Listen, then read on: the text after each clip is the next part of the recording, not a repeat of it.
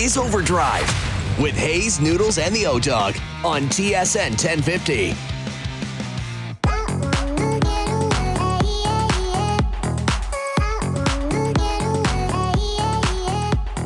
Hayes, Noodles, and the O-Dog did get away. That's why you've got me, Brendan Dunlop. But I'm very happy I've been alongside Frankie Corrado the last 2 days. Hour 3 of day 2 with you, my friend. Yeah, buddy. Nothing major has happened in the last couple hours. I figured, I just had this feeling. I'm like, this is when Lorenzo Insigne goes to Saudi Arabia. Right. It's happening today. Is Giovinco coming back? Is he? He's training with the team. He's training with the team. Terry Dunfield, the interim head coach, says, he's training. He's bringing a lot to the room, and he's looking to see what's left in the tank. So he wants to come back. How quickly would things have fallen off for him after he left TFC? Well, he hasn't played since the early winter of 2022. Why? And he only played Injury? a couple of games with Sampdoria. No, I don't think anyone wanted to give him the contract. Really? Yeah. So he kind of rode out the season, the end of that 2021-22 season. I think he's been knocking on the door to come back to TFC for a while, since 2021. Looked like it was going to happen. Then they signed Insigne and signed Bernardeschi. I think he was knocking on that door the whole time, and TFC wouldn't open it. That makes, I don't understand why. He was such a superstar here. They win here. Where did he go after? Did he go to the Saudis? So he left before people started doing that. He went to Saudi Arabia. He was the original. He was the OG. So Mr. Al Hilal. Long before Neymar. Instead of getting 700 million, what'd he get? Like 100 million? He's getting 10 million euros. Which was he got ripped off. Which was about ballpark 5 mil-ish US more than he was getting at TFC as one of the highest paid players in MLS. But then from there it was nowhere else. He was he's looking to take he was willing to take a pay cut in that time, like early 30s, mid 30s. But Toronto FC decided to go with Josie Altidore instead. They had two aging DPs, and they couldn't keep both of them. They didn't seem to be in the place to keep both of them, and they picked the American, and things didn't work out too well for Josie Altidore. Oh, and things haven't worked out for TFC. Seb's trying to come back. No, things haven't worked out for TFC. It's disappointing. They got the Columbus Crew this weekend. All right. TFC's second last in the Eastern Conference. Do you know who's behind them? No.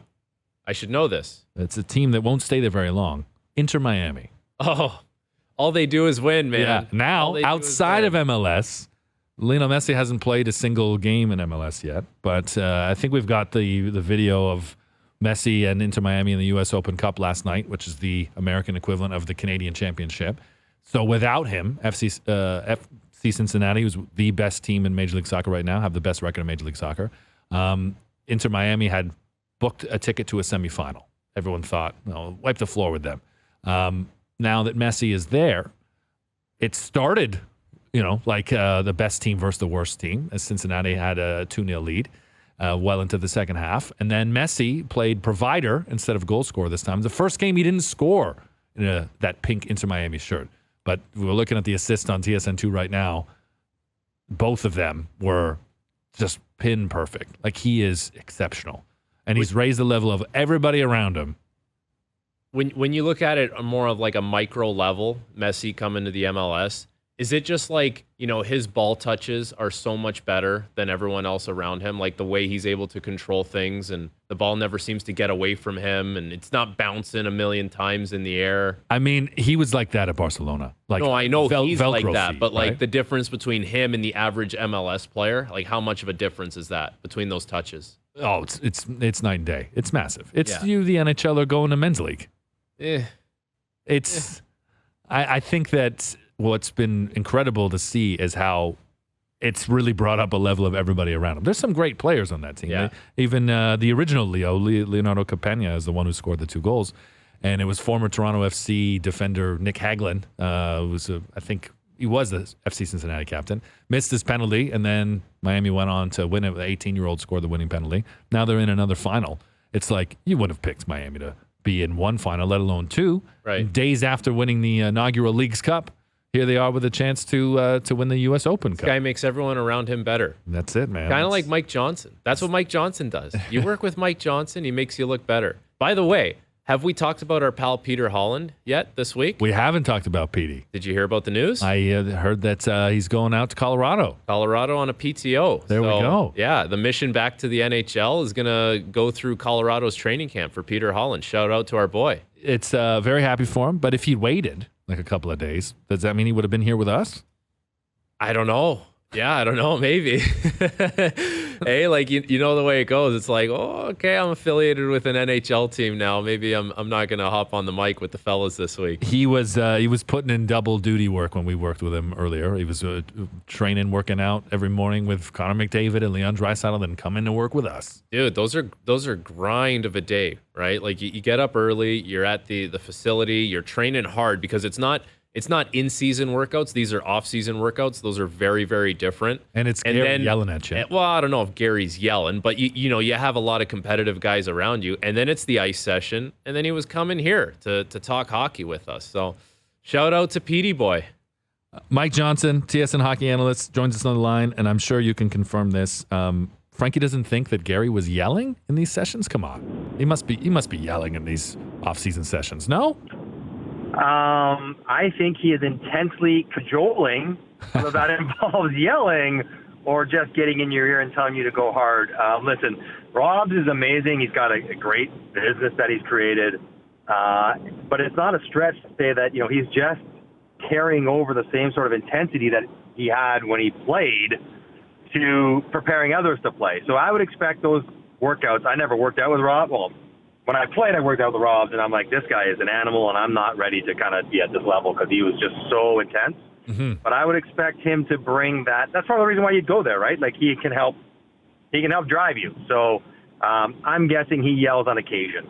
Maybe not in anger, but just, to get you going. MJ, what if we did like all the hockey staff at TSN, we go train with Gary Roberts for a week and see what that gets us in a week? Would you be into that?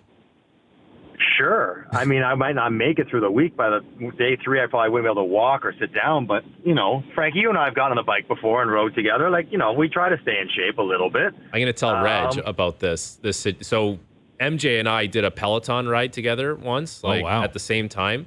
And, we're near each other. It's kind of back and forth on the leaderboard. And about 15 minutes into this ride, this guy takes off. And I'm like, this guy sandbagged me. Guaranteed he sandbagged me. Eh, MJ? Well, I don't know what you're talking about. I'm like, Frank, you got to be, 15 years younger than me? I'm just trying to keep up with the young bucks and then just, whatever. I don't know, man. I was embarrassed. Was this during the pandemic? And did you have, what was it? Dude, this was like actual 4 trainer months. session? This was like 4 months ago. I'm like, you know what, Johnny? I reached out to Johnny. I'm like, listen, man, I need a little incentive to kind of get on the bike here. Why don't we do a ride at the same time? Johnny's like, yeah, no problem. So we finally connected. We had a free day in our schedules. We hop on at the exact same time. We do the exact same ride. This guy leaves me in the dust. Still got it, Frankie. Still got it. Never lost it. No, if you did one of those training sessions ahead of like a charity tournament, like let's just do that. Because the last time I saw you, Mike, was was the Eric Lindros tournament in Oshawa, and that was quite a few years ago. I didn't share the ice with you. I don't know which team you were on, but I had Dennis Marouk, and he will never pass me the puck again. Well, although Dennis Marouk, if you were to name every 60 goal scorer in the history of the NHL, you would not name Dennis Marouk. Like, he would be the guy that would be forgotten, that he scored 60 one year playing for the Washington Capitals in the 70s. So, pretty good guy to have. But no, probably best served. I don't play hockey particularly often anymore, the odd alumni event, the odd charity event, but I don't kind of go out and rec skate. I don't know. It's like my mind still works, and I see what I'm supposed to do and what I used to be able to do but my body, I don't know, my hands are no good anymore, Frankie. So I'm just like, it's too frustrating. So I just, I don't do it that often. Johnny, the hands may not be good, but the brain is firing on all cylinders because I saw your tweet talking about how, you were kind of projecting the Auston Matthews contract, and it's right in and around that range. So let me ask you, Johnny, what do you think of the deal? Do you like the term? Do you like the AAV? Give us your thoughts on the new Auston Matthews 4-year extension with Toronto. So I guess the first one would be, I'm not surprised that it came in at that term and at those dollars. And we had this conversation, Frankie, you and I, leading up to free agent day, and all those guys, working the numbers and the quiz master making us, come up with projections. And I said, he would be signing for 13.34 because I was being cute because his number. I could have said 13.25. Somewhere like that would be 3 or 4 or 5 year deal. That would make sense. So do I like it? So for the Toronto Maple Leafs, I like it because I have Auston Matthews on my team for 5 more years. And he could have, people won't want to hear this, but he could have taken that salary demand higher. He could have asked for more money. He could have forced Toronto to pay him more money, and they would have. And so he came in at a sensible number. Yes, he's the highest paid player in the league, but by percentage of the cap, he's taking up less than Connor McDavid did when Connor McDavid signed his big contract. So he didn't gouge them. So for the Leafs, you get him this year plus 4 more years, a somewhat reasonable number. The cap's going to go that much higher, and then you'll see what happens in 4 years. Would you like it to be 8? Sure, but you're not going to get that. You couldn't probably afford to pay him what it would cost to keep him here for 8 years right now. So you get the 4 years. It makes sense. For Auston, you return to Toronto. They're good. You like playing here. You like living here. You have a window to try to win still for a few more years. He's got to try to capitalize on that. And then he'll be 30, 31 when this contract's up. And he can then, if he wants, and he's playing well enough, to sign an 8-year extension or a 7-year extension if he goes somewhere else. It gives him flexibility to get back to it one more time for a big one if he wants, or maybe change teams if the Leafs aren't where he wants them to be 4 years from now. They both kind of gave a little bit and got a little bit. It's like what a negotiation should feel like. Both parties had to give a little bit, but the number's appropriate. Some people get upset because, he hasn't won a Stanley Cup? Well, if that's the criteria, neither is Connor McDavid. And I'm not saying that they don't deserve them. The criticism's not really that well-founded. Percentage of the cap, it's right where he should be. And so I think it was where he was always going to end up if he returned to Toronto. And the best news is, now what do you have? 12 years of Auston Matthews playing in Toronto? Yeah. I mean, that's about all you can hope for when you draft a guy as great as he is, who's going to have options going anywhere. You're going to get 12 years, his best 12 years, at the very least out of him, and that's a good thing for the Leafs. I think the number, the term, is such a win on all sides. And we're talking about 60 goal scorers. He's a guy that might score 60. In terms of strategizing his career here with these contracts, you talk about setting himself up, being 30-31, looking at a potential 8-year deal. Do you think the 8-year contracts is going to fade? Is this a pattern that, come that time? That's what I was saying to Frankie earlier. I don't know if there's going to be a lot of 8-year deals when this 5-year run is up. Well, there's not a lot of 8-year deals now, to be honest with you. Like, they really have slowed down. It's a very select group of players who get that kind of term. But, Auston, provided he stays healthy, is he's one of the best 5 players in the world, maybe better when he's at his best. So, yeah, I think if he plays well and stays healthy, can he get an 8-year deal, or would someone else give him a 7-year deal if they're still available, that CBA? 100%. So it's a rare NHL athlete that sort of gets back to the negotiating table frequently, right? It's always been entry-level deal, 8-year contract. He's then 29 years old, and then, whatever, he gets a 6-year deal. Like, Austin's now gotten back to it twice for monster deals, which I can't blame him one bit for. He's been really masterful. He's over $100 million already in career earnings, and he's going to have one more big one left to go. So, I don't know, unless the CBA outlaws them, which maybe they want to, who knows, in the next round of negotiations. I would expect someone, the Leafs, would be happy to say, okay, listen, we'll give you an 8-year deal. We can drop the AAV over the course of the term because we're going so long and keep you there for the rest of your career. But even in this 4 years extension, he's going to be the greatest Toronto Maple Leaf of all time as far as individually. I don't know if he's going to win. You probably have to win a cup or more than one, maybe get that claim cleanly, but he's going to have every individual record, goals, points. It might be a battle between him and Mitch Marner, really, between who can be the highest scoring Maple Leaf of all time. Johnny, our friends Aaron Korolnik and Dave Poulin were having a pretty interesting conversation on this morning. And I think the sentiment there was there's a certain amount of risk that Matthews is taking with this deal as well. I know it looks like a home run for him because he's going to try and cash in on the big one at 30, 31 years old. But, in the next 4 or 5 years, if things go wrong for Matthews and he's not able to cash in at that age, there is a certain degree of risk that goes with this. Do you see it that way as well? Yeah, I guess. I guess. But, I mean, so let's say he wanted 8 years. One, the first problem with going 8 years today, Frankie, is that the Leafs would have a really hard time paying him $15 million a year, which is probably what it would take to sign him. You know what I mean? Because the cap's going to be so much higher, it would then hamstring the Leafs over the next several years. So that contract would be hard to work out. But yes, so I guess you're leaving 4 years of another $13 or $14 million per year on the table. So how bad does it have to go for Auston Matthews that he doesn't get a contract similar to this one?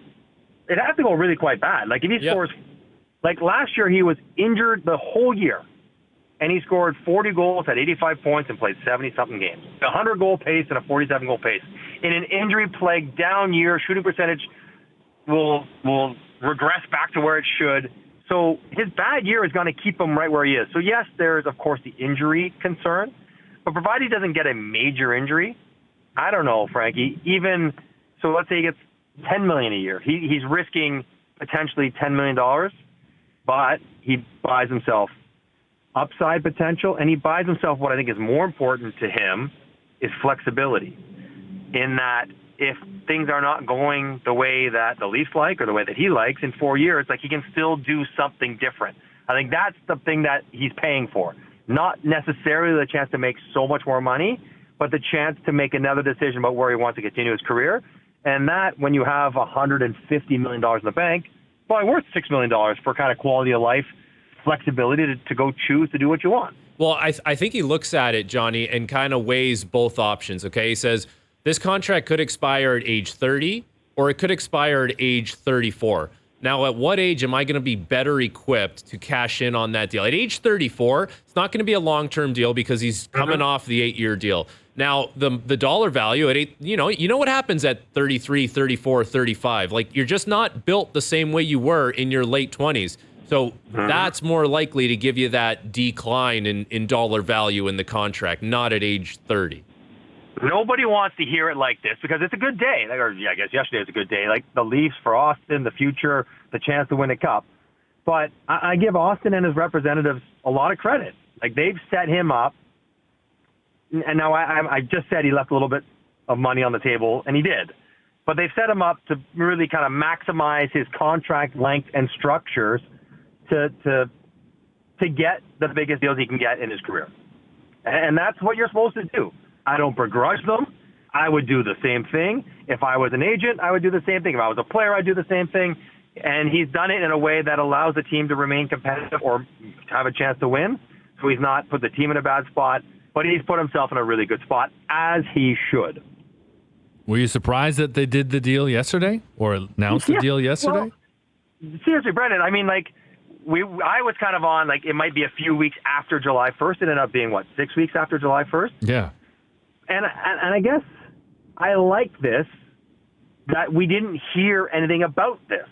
Like if I'm Brad Treliving, if I'm running a team, this is how I want my announcements to go. I don't want 3 weeks of trickle out details and now they're worrying about term and now it's about, I don't want to hear any of that. I just want press release. Here it is. He's back. Like that is good business by Austin's side and the Leafs. And I think the fact that no one really was saying this deal was imminent speaks to the trust and the relationship that Austin's group had with the Leafs, because if you don't really believe in what you're doing or you're not quite trusting the guys you're working with, you use the media to further your case. Neither side did that. Now, with Nylander, it feels like some of that's going on, but not with Austin. And so I think that's a good sign. And because of it, I was surprised, Brendan. It was like, so we always have our phone, right? Everyone has their phone on them all the time. I put my phone down for 45 minutes to do something with my daughter yesterday. Might have been the only 45 minutes the whole summer. I didn't have my phone on me. I come back to it, and my other daughter goes to me like, hey, did you hear Matthews resigned? I'm like, what? No, I had no idea. And I'm like, I missed about 100 calls and lots of texts. But, so yeah, totally surprised, but I think that's a good thing and a good sign that we were. Johnny, I don't know if you can make the direct comparison between Nylander and Matthews as far as these contract goes, but we've been asking everyone, now that Matthews is signed, he knows he's going to be here for this year plus 4 more. Where does this leave Willie Nylander in his negotiations with the Leafs? Well, on some level, and it's not necessarily fair to William Nylander, but the reality, they probably had to get Auston done or have a really good sense of what Auston was going to come in at before they got to William Nylander. Like that's, there's a hierarchy, there's a pecking order here. And so now that they know how much money they're going to have left, they're budgeting for next year, because next year is the real tough year, right? Cap's going to go up, but, you have still Tavares on the books at his big number, Mitch as well. So, that's the year they're going to get squeezed. Not this year. This year they're fine. They're both making not a lot, both Auston and Willie. But so now they can get to William Nylander. I still think if he signs an extension, he's going to sign a 7 or 8 year extension. He's going to get, I think, $9.5 to $10 million. I don't think he gets to 10 maybe all the way, but he gets 9.5-ish. But he may wait for himself, as well as the Leafs can wait to see what the cap is doing. Like if the Leafs get a sense in December, revenues are up, escrow's paid off, cap's going to jump $6 million. Well, that, they'll have a better sense going into next year. But I still think he stays, Frankie, but I do think William Nylander has the kind of personality, confidence, and sort of makeup to say, I don't need to sign an extension before this year. I'll go play this year. I'll be great again. I'll be incredibly motivated, and I'll help lead this team to whatever success we're going to have.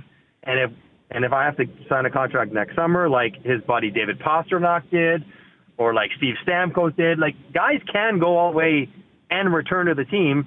And it feels like William Nylander is comfortable doing that, and the Leafs might have to be comfortable in letting him while they still gather more information and have sort of the cap work itself out. Well, the silver lining in Nylander playing out the year is that you're going to get a very highly motivated William Nylander. Yeah. For whatever reason, like, yes, players want to win a Stanley Cup and have team success, all that kind of stuff. Well, you know what can probably motivate William Nylander? Getting more money. Yes, getting more money on his next deal. And if he plays out this last year and doesn't sign an extension right now, what do you think his focus is going to be? Maybe you see a little more out of Willie Nylander. Maybe you don't see the straight-legged back check that people see from time to time that drives people nuts. I don't know. Maybe it's not the worst thing that Willie plays out the last year.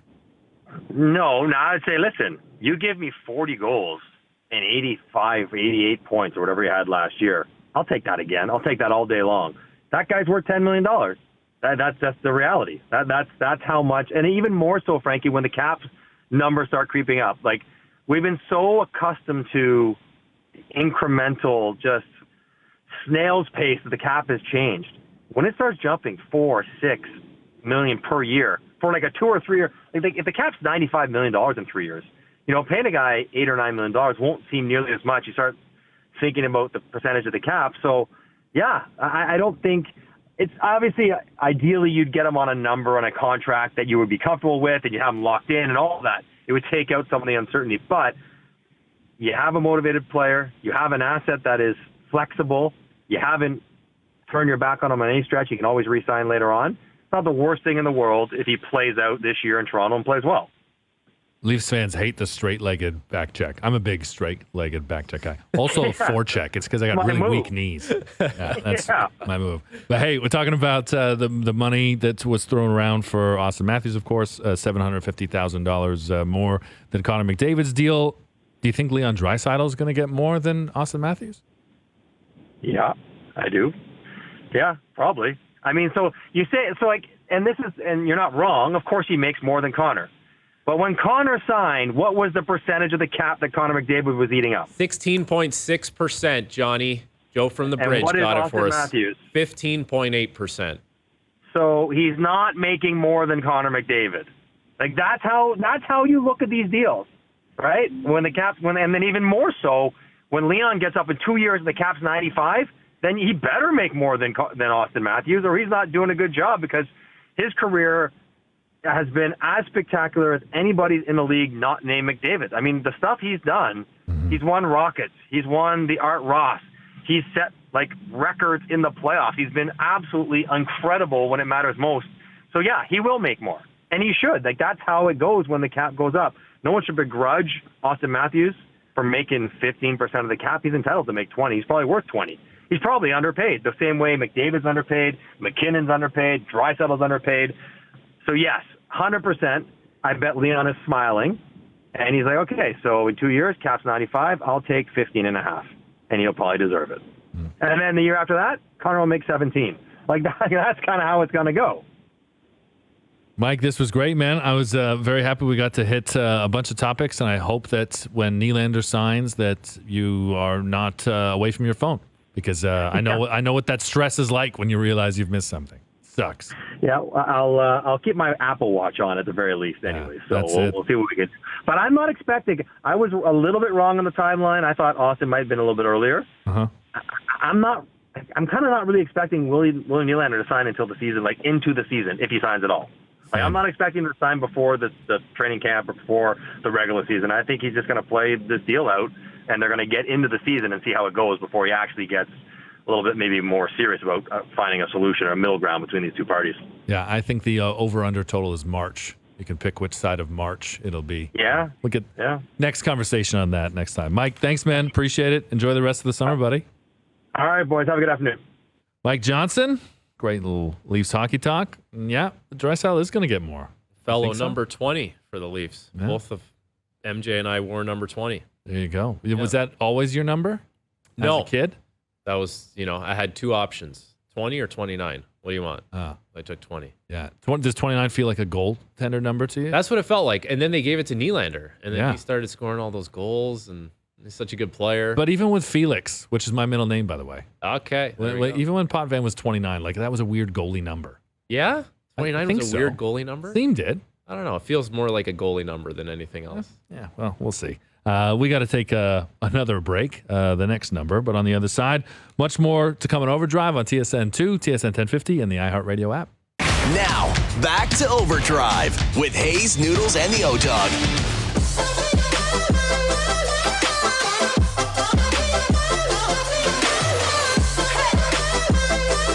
Everyone's been asking for it, buddy. More golf talk. Yeah, you love the golf talk. Yeah, we're going to get into it. Big tournament out west, the CPKC Women's Open is at Shaughnessy Golf and Country Club. Out in Vancouver, Shaughnessy is a nice area. Beautiful, man. Great course. Our pal Lawrence Applebaum is out there right now, CEO of Golf Canada.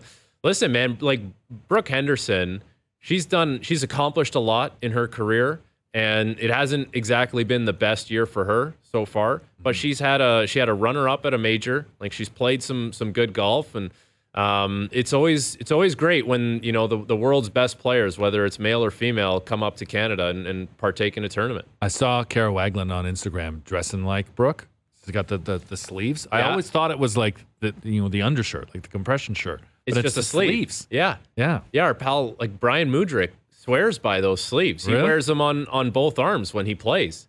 And I was joking around with Mudryk. I'm like, dude, are you trying to like not show off the guns here? Like, you got massive biceps that you don't want. Like, what's he? What tattoo ink is he hiding? That's where my mind went. I don't know. We should ask Lawrence if he wears them. If it helps with his game. I've seen Lawrence, like, he can crush a ball off the tee pretty good. Though I feel like it's a pretty good lead question for the CEO of Golf Canada, Lawrence Applebaum. Lawrence, do you wear the sleeves like Brooke Henderson when you golf? Listen, the sun sleeves are a necessary product for those who might have some issues with either the sun or mosquitoes, but that's not the problem I have on the golf course, I'll be honest with you. Fair enough. I have a lot of problems with the golf course, but fashion wouldn't be one of them. In most sports, that's it. I got the flashy shoes in soccer. Yeah. I got the nice bucket in hockey. Yeah, I'd be out there with the sleeves for the fashion. Well, I'll tell you, it feels like I'm in Frankie's adopted home. I got more, hey, you're going to be talking to Frankie later on the golf course today than I've ever had. And they miss you, buddy. I just want to let you know that. Big shout out from the West Coast. That's great to hear. Listen, I love the West Coast. It's a great way of life, and there's so many great people out there. I'm sure, you know what, there's so much work that goes into this event for you guys, but, what's the week been like leading up to the tournament?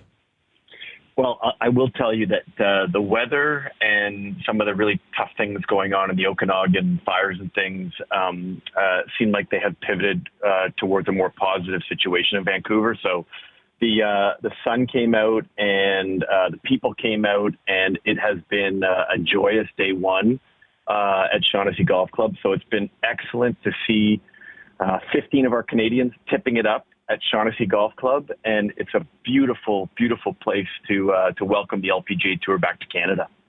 It's beautiful out there. I've not golfed at Shaughnessy, but it's definitely one of the better places in the country to play some golf. And with a big tournament and a big name like Brooke Henderson, heading into the rest of the week, what are your expectations for how things will play out?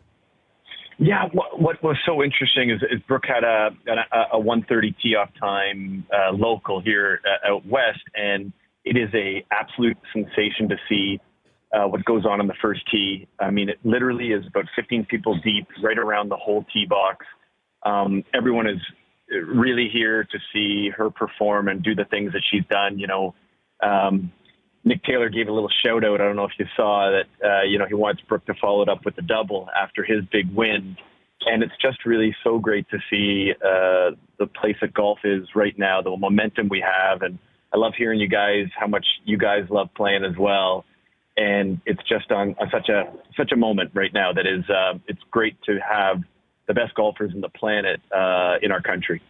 Well, speaking about Brooke, it's been a bit of an up and down season for her, but she did a really nice job at the Evian, which is a major, with a runner-up finish. Like, how does this course set up for Brooke Henderson's game?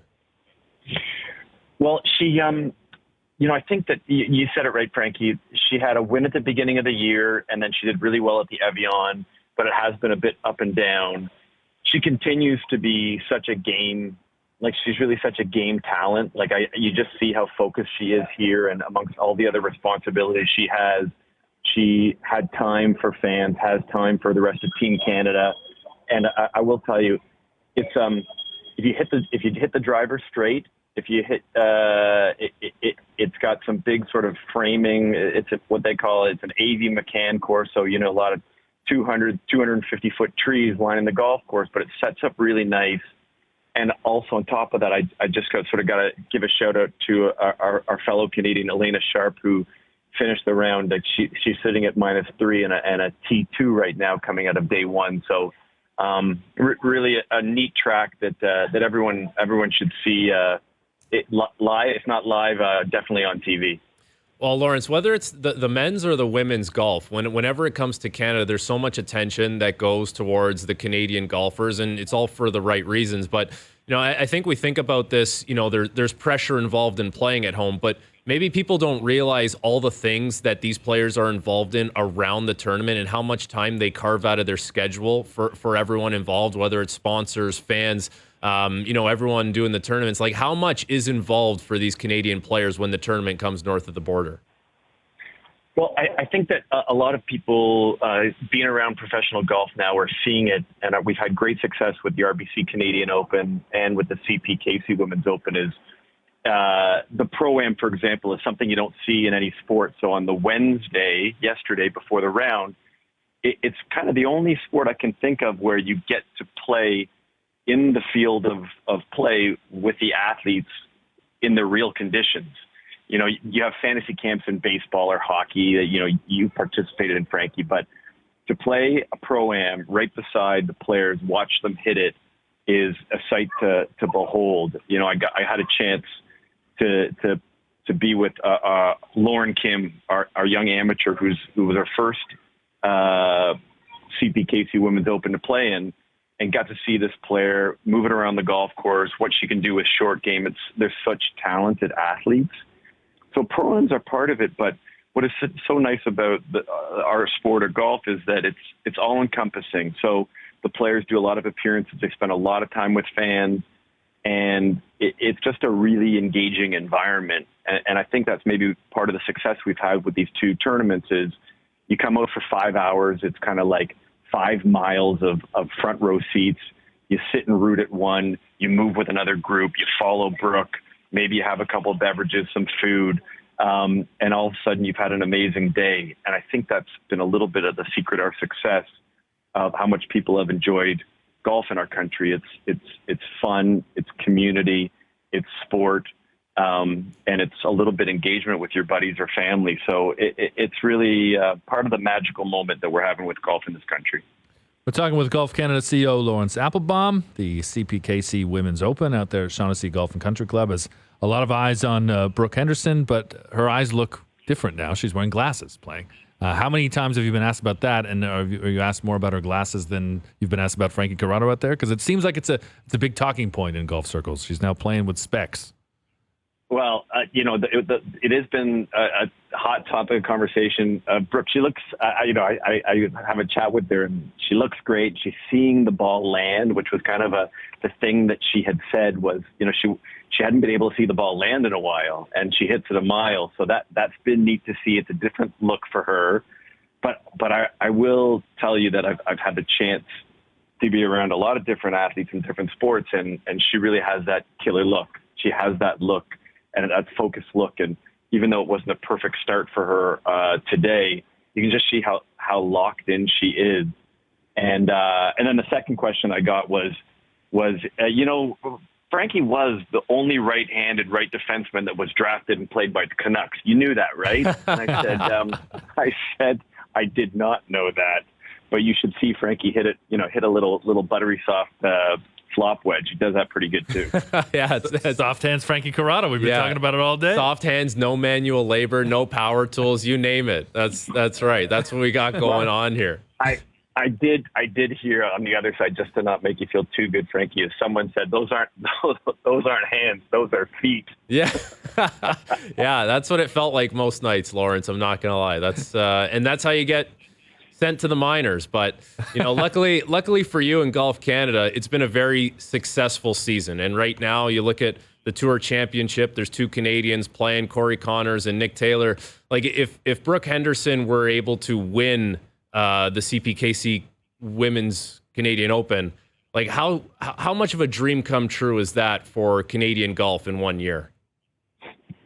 I think you're exactly right, Frankie. Like, it has been a bit of a dream to see Nick do what he did, and the finish and the fun and people recreating that putt around the country, and just seeing the joy that it brought.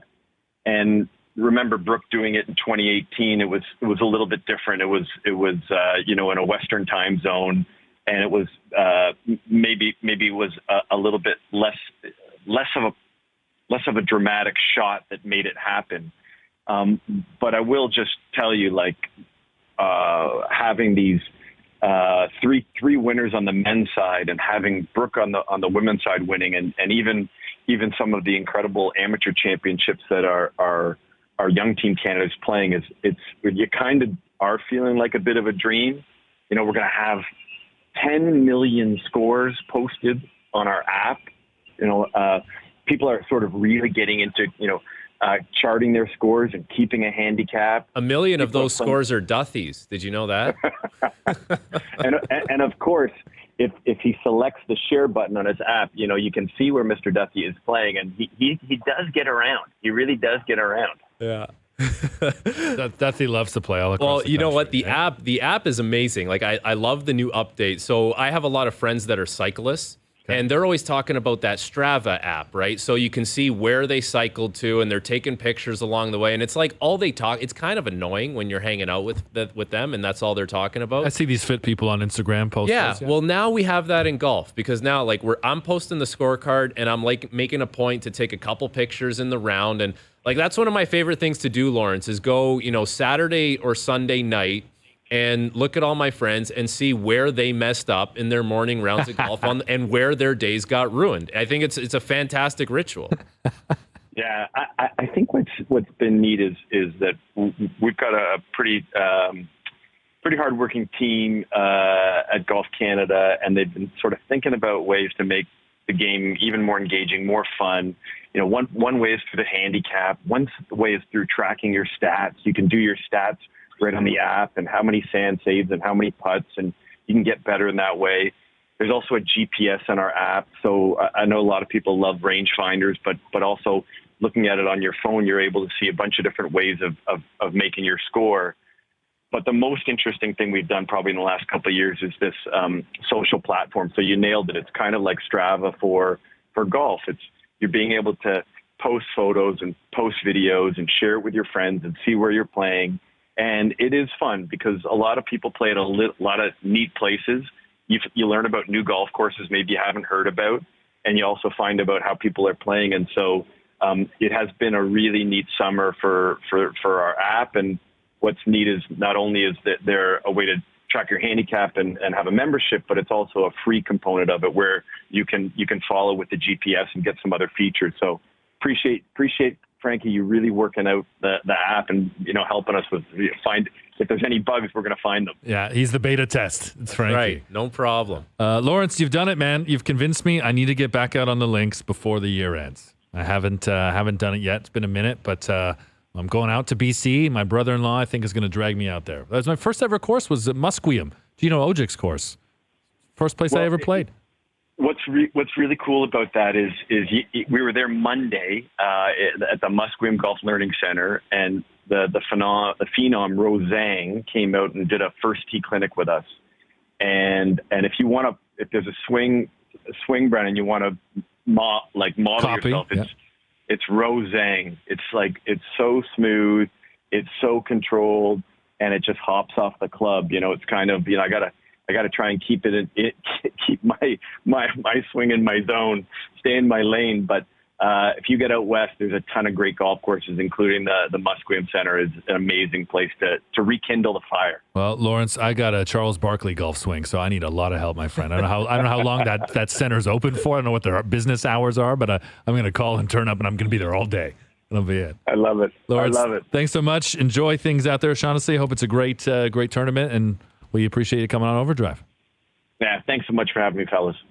Lawrence Applebaum, Golf Canada CEO. So now I got to get on this app, eh? It's all the... Well, who's on there? Everybody you've played with? Or is it like Facebook? Like you can just have everybody you know that's using it? I do believe there's like a pay component to it. Like you need to be a Golf Canada member. Okay.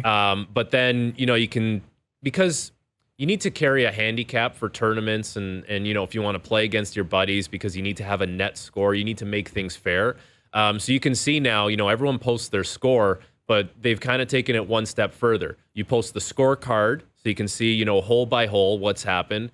And now you can comment on it, you can like it, you can post pictures. If you play a really cool course like Lawrence is talking about, it's just, I don't know, it's another way to interact with people around the golf world. So, I'll go on it and I get like a couple requests from people I don't really know. So I'm not sure like if I'm going to accept those, but like everyone that I know, I'm following because I want to know, like I'm watching like a hawk to see what everyone's shooting when they're playing. Yeah, it sounds like it's a hybrid of LinkedIn, any sports like fantasy app where you're able to interact and keep track of what other people are doing. Yeah. And Facebook. That's what this sounds like. It's honestly like Strava. It's like that cycling and running app Strava. They've done a great job. Are you a cyclist like No. TSN NFL analyst Luke Wilson? No, but man, he's killing it on the bike. Big. He's got big hockey thighs, eh? For a football player. Yeah. I guess most do. Yeah, he's a beast. I'm very quad dominant. That's why the grouse grind killed me so much, man. That's why. Yeah, that's why. That's definitely why. it. Yeah. OverDrive continues with Dunlop and Corrado on TSN. Back to OverDrive with Hayes, Noodles, and the O-Dog. Just watch me dance. Some Euro beats, eh? For a couple of European Canadians. JP's feeling frisky to end the show. Pretty good way to close out OverDrive, brought to you by FanDuel, bringing you everything from the opening line to the final score. What do you think the final score will be for the Blue Jays tonight, Frankie? All right. Maybe Grappler has a different opinion on this. I'm thinking 4-1 Jays. Ooh. Grappler, do you hate it? Rate it or hate it? We are rating it. We are absolutely rating it. You like it from a Jays point of view, but do you think it's feasible? I mean, based on my upcoming FanDuel best bets, I absolutely believe it's feasible. Oh, right into the read, producer. He's set you up. He's the co-producer and co-host. Today's Frankie best Corrado. bets are powered by FanDuel. Make your picks and assemble a same-game parlay in seconds on the FanDuel Sportsbook app. Yes, I do have the Blue Jays on the money line. I think they respond well, get the series victory over the Orioles. Jose Barrios on the mound, expecting him to I'm expecting him to get at least 4.5 strikeouts, so I'm taking the over there. Okay. And I have got the Cubs money line versus the Pittsburgh Pirates. Justin Steele on the mound, who's just been an absolute stud for the Cubs. And the Pirates are, what the hell have the Pirates done the last 10, 15 years. So I think that's a pretty easy pick. Today's best bets are powered by FanDuel. The first inning means as much as the ninth when you bet baseball on the FanDuel Sportsbook app. Please play responsibly, 19 plus, and physically located in Ontario. I should also mention with that 3-leg same game parlay, you can get plus 293. Oh, All right. okay. There we go. Is the FIBA World Cup going to work its way into your segment at some point during this FIBA World Cup? Not for tomorrow's game because I really need to see how Canada looks versus France tomorrow morning. But As does the whole country. yeah, but who knows? Looking ahead to next week, we'll see. Yeah. When I'm questioning something, I don't know. I go straight into movie guy voice like that. I don't know why. That's What's your kinda my movie guy question. voice? Well, like that. The whole country needs to know. That's a little more, right? You're saving the world. What are they going to do? Who are they? Reg Canada. Dunlop saves the world this fall. Except it's more a Friday morning in Jakarta. Canada need to qualify for the Olympics. In their way, France. Explosion things. I think it could have been an I'm getting avenue like goosebumps back here listening Right? to that. Only one man can save the world. Hey, do you guys got any like reads that need to be done? Like, am I rivaling the? I don't want to take anybody's job away. I don't know the regular voice guy. I don't know. Yeah, I'm not game there's for a that. voice guy. There is. I'm just saying, know I if can it be does. like the bits voice guy, right? If you came up with like a new OverDrive segment, like I'd be happy to be the bits voice guy. We could look into that for sure. Okay, yeah. Well, have your people talk to my people, and then we'll see if Steph signs off on it. Yeah. His people is JP. That would be it. Yeah. JP's like, no. I think I JP left. I know. I just saw him walk out. He's gone. I said because I said something about I said something about the Careful. Patriots. Careful with that. Right? It's because I said something about New England, like how Belichick's going to tank this season, and they're going to be like 2-6. Is that what I said the other day? 2-6, I think. Wouldn't that be something? We'll get into some more NFL talk. There's CFL tonight. You watching the Bombers and the Owls? Yeah, I'll be on watching. TSN? Hell yeah. Yeah, that'll be a good one. That'll be a good one. Who do you think will have the flashier suit tonight? Aaron Korolnik or Milt Stegall? Always Milt Stegall, but Korolnik was looking good. He came in here. He paid us a visit. Yeah. He's doing his segment. He's Mr. CFL. I think they're shopping together though. Like Milt always looks great. And Always. Korolnik's suit level. Like I got to up my game if I get the chance again. Yeah. Really glad I had the chance to do 2 days with you, and we had buddy. Auston Matthews Day, and then today we could get into some golf. It was fun. Now I got to get your new Facebook golf app, and I gotta pull the clubs out again. Exactly. Gotta stop complaining about the links and just get out there and enjoy it. Yeah. This has been OverDrive. Hopefully you enjoyed it. We'll talk to you tomorrow.